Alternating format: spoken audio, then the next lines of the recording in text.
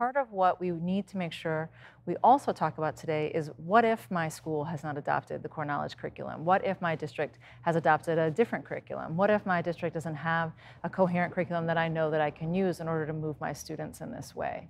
So I need you to help us think a little bit today about, what do we do if it's not core knowledge? What are we making sure we are doing in our classroom? And we want to make sure that we're sort of checking some of the boxes that need to be checked in terms of this research, so that we're delivering against that research. As long as you're reading a series of texts within a topic. So if a school is not using core knowledge, they can choose topics connected to the science and social studies standards. Weather is a remarkably popular standard in grades K to 2 throughout 50 states. And they get a series of texts on the weather. It's that series of texts that will build a coherent series of texts that will build knowledge of words and knowledge of the world. They may choose topics such as weather and amphibians and colonies and explorers, but as long as a school in these early grades is taking read aloud very seriously, I recommend that read aloud to develop knowledge of words and knowledge of the world is 60 minutes a day. That's a huge shift. Right, and it's not just, you're not just reading out loud. Right, this is not reading to relax kids when they come in from lunch recess or to try to calm everybody down. And this is mindful, deliberate practice where you see reading aloud as one of the richest pedagogical moments of your day. And it is planned, and you're really mindful about what you're going after.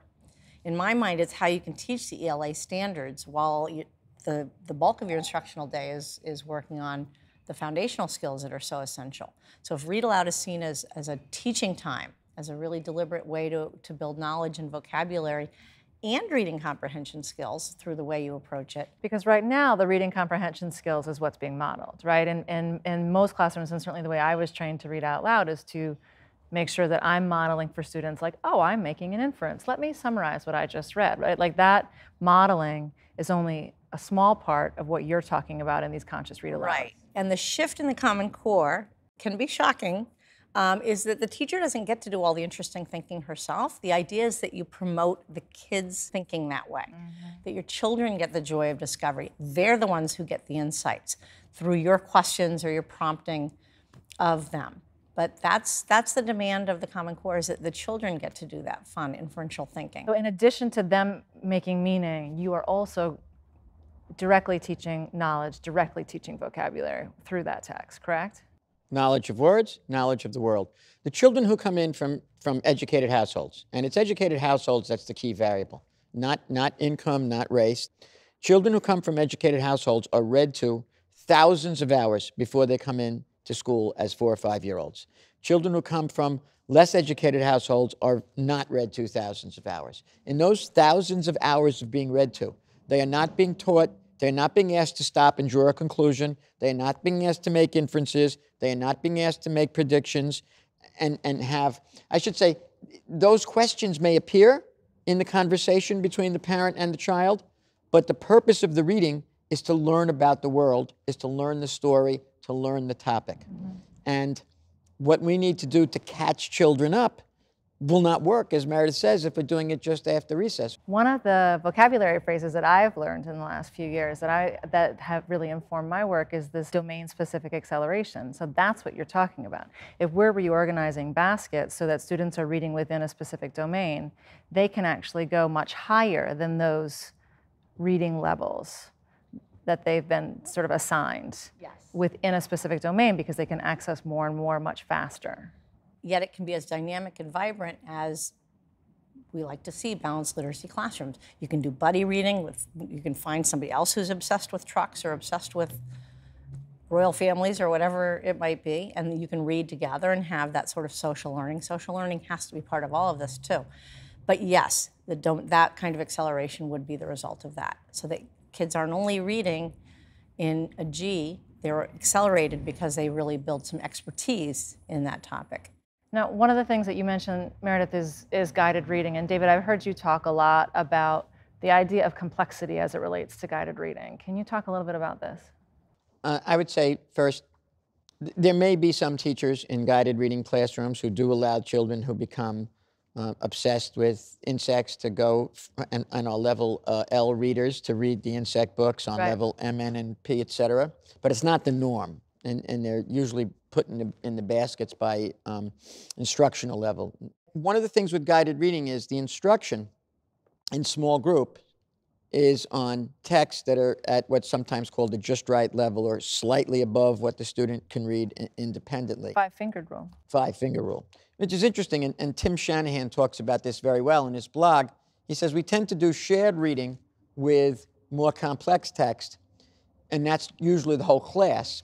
And then when we come to our guided reading, everybody's reading a text that is 5 fingers, just right, and then they come up and they're conferenced and they get the extra support of the conferencing with the relatively less challenging text. Something they can already access independently. Or certainly more so than the more challenging text.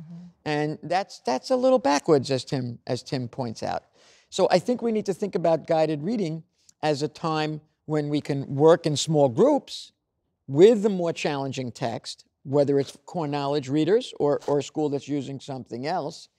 And I think we need to free children up to move on. You know, one little boy in one school who really wanted to learn, I forget what the topic was, and he says, I just want to be a G. I just want to be a G. So he could read that book. But he couldn't read that book because he was an F. So we need to loosen it up more to let children explore. Number one, we need to focus more on complex text.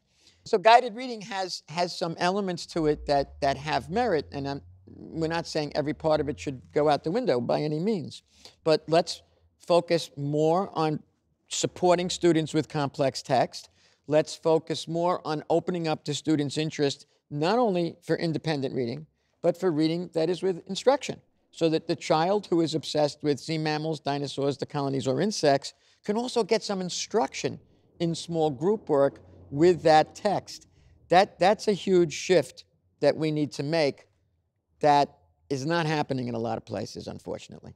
So pedagogical structures don't have to necessarily shift, but the content of them has to be thought about very carefully with Common Core so that you can fulfill what the Common Core obligates us to do for children. And one last question about this. One of the questions that I get asked most often by teachers is, what am I supposed to do if they can't read it? If they can't read it, it's because it's too hard. How is my presence going to help them tackle that? How am I going to help them, even in a low ratio dynamic? How can I support students unpacking a text that is quite a bit more complex than their current reading level?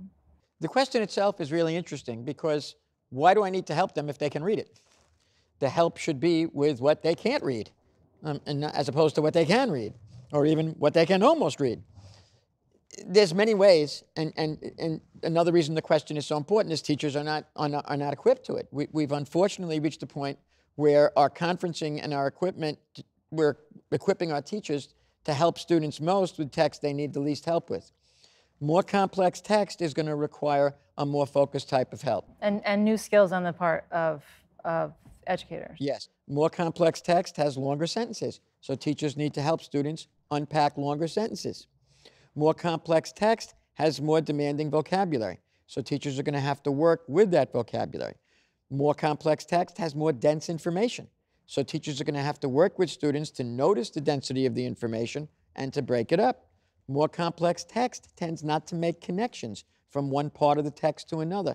The author doesn't call out those connections, so teachers have to use the text to teach students how to make those connections from one part to another. It's not that that's not ever done with guided reading. In fact, it is done, but it's done with simpler text, and the students often don't need it that much. And where they need it is with the more complex text. Similarly to comprehension strategies, we teach it again with relatively easy text.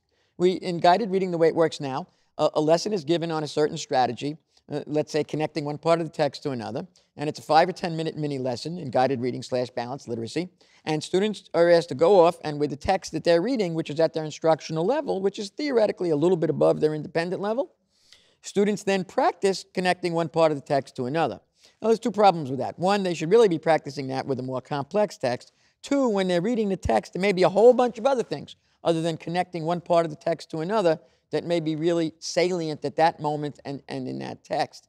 So there's a number of adjustments we need to make that are slow to make it so at this point. So one of the things I want to make sure I flag here, because we're not going to talk about it now, but in a later segment, is the fact that all of this close reading work, all of this work with complexity, with building knowledge, with building vocabulary and fluency, happens in conjunction with the consumption of a volume of text, right? So we want to make sure that we're always talking about these two pieces together. Volume and close reading. Yes, that's extremely important. There are many people who have gotten the impression that all I have to do is close reading and my students will become proficient. That's absolutely not true, because close reading is usually a smaller text and it's not everything students read. Students still need to read, and this is a good thing that came out of, I think, the balanced literacy world. Students need to read a ton of text. You need to do a volume of reading. It's the volume of reading, much of which is at students' instructional level, although with the caveat that if they know a great deal about a topic, they're going to be able to go up. But it's that volume of reading that will produce the vocabulary knowledge and the world knowledge to succeed with the standards. Close reading by itself will absolutely not do that. Okay, great. There are resources on Engage New York to help you navigate a classroom that is looking to make sure that all of this research and all of these standards are playing out in your classroom.